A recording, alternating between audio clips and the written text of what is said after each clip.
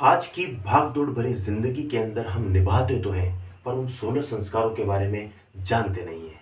तो आज के हम इस वीडियो के अंदर उन्हीं 16 संस्कारों के बारे में अध्ययन करने वाले हैं। कुछ संस्कार जन्म से पूर्व के आते हैं और कुछ संस्कार ऐसे हैं जो जन्म के बाद के होते हैं।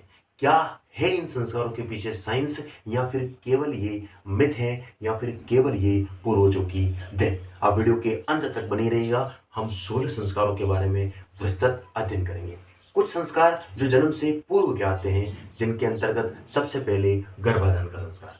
संतान प्राप्ति के लिए गर्भाधान की रस्म की जाती है, जिसे मेवाड़ के अंदर वधुरात के नाम से जाना जाता है। इसे हम ऋतु संगम भी कहते हैं। वहीं पर जो दूसरा संस्कार होता है उसे पुंसवंश का संस्कार कहते हैं, जो प्राय रूप से जिस माँ ने बच्चे को धारण किया है उस बच्चे की सुरक्षा के लिए किया जाता है। तीसरा संस्कार सीमंतोनयन संस्कार, जिसे हम गोद भराई के नाम से भी जान सकते हैं। आपने बहुत सी बार गोद भराई की रस्म के अंतर्गत हाल फिलहाल के अंदर बैकग्राउंड के ऊपर सीमंतोनयन लिखा हुआ जरूर देखा होगा।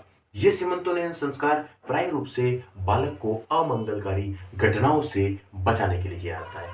इन जन्म से पूर्व के 3 संस्कारों के बाद जन्म के बाद संस्कारों में सबसे पहले आता है जातकर्म का संस्कार, जो बच्चे के या बालक के पिता के द्वारा किया जाता है। जातकर्म के संस्कार के पश्चात प्राय रूप से आता है नामकरण का संस्कार, जिसके अंतर्गत बालक का नाम रखा जाता है। नामकरण के संस्कार के कंप्लीट होने के बाद प्राय रूप से आता है अन्नप्राशन का संस्कार। बच्चा जब 6 महीने का हो जाता है तो उसे पहली बार अन्न का स्वाद दिलाया जाता है, जिसे अन्नप्राशन का संस्कार कहा जाता है। एक संस्कार होता है निष्क्रमण का संस्कार, जिसके अंतर्गत बालक को पहली बार प्रकृति का दर्शन करवाया जाता है। उससे पूर्व क्यों दर्शन नहीं करवाया जाता है? क्योंकि ऐसा माना जाता है कि जो सूर्य की पराबैंगनी किरणें हैं उससे छोटे बालक को हो सकता है नुकसान, इसलिए उसे कुछ समय पश्चात ही सूर्य का पहली बार दर्शन कराया जाता है, जिसे प्राय रूप से निष्क्रमण का संस्कार कहा जाता है। उसके बाद आता है प्राय रूप से मुंडन का संस्कार, जिसे जुड़ालो संस्कार या फिर चूड़ाक्रम संस्कार के नाम से भी जाना जाता है, जिसके अंतर्गत 3 से 4 वर्ष का जब बालक हो जाता है तो पहली बार उसके सिर के बालों को उतारा जाता है। उसके बाद आता है विद्यारंभ का संस्कार, जिसके अनुसार पहली बार बालक को अक्षर ज्ञान कराया जाता है। जब बालक को अक्षर ज्ञान हो जाता है तो उसे उपनयन संस्कार, जनेऊ संस्कार के अंतर्गत विद्या की शुरुआत के लिए, ग्रहण करने के लिए, शिक्षा प्राप्ति के लिए गुरु के पास भेजा जाता है और गुरु से वो प्राप्त करता है शिक्षा। और गुरु से शिक्षा प्राप्त करने के क्रम में फिर आता है वेदारंभ संस्कार, जिसके अनुसार उसको वेदों का ज्ञान दिया जाता है।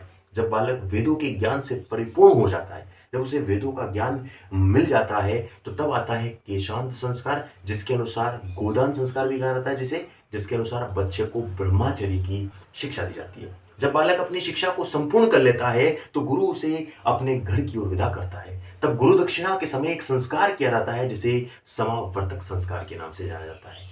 सभी संस्कारों के कंप्लीट होने के बाद बालक के जीवन धीरे धीरे आगे बढ़ता है और फिर उसके जीवन में आता है पाणिग्रहण संस्कार, जिसके अनुसार उसका विवाह किया जाता है और विवाह पश्चात फिर जीवन पूरा ढल जाता है और अंतिम में अंत्येष्टि संस्कार, जो कि मृत्यु के समय किया जाता है। इस प्रकार एक हिंदू धर्म के अंदर बालक जो पैदा होता है उसके जीवन में जन्म से लगाकर मृत्यु तक और जन्म से पूर्व तक के भी संस्कारों को सम्मिलित किया जाता है। इन्हीं 16 संस्कारों के साथ हम अपने वीडियो को कंप्लीट करते हैं। अगला वीडियो किस टॉपिक पर होना चाहिए ये आप जरूर बताइएगा। जय हिंद, जय भारत।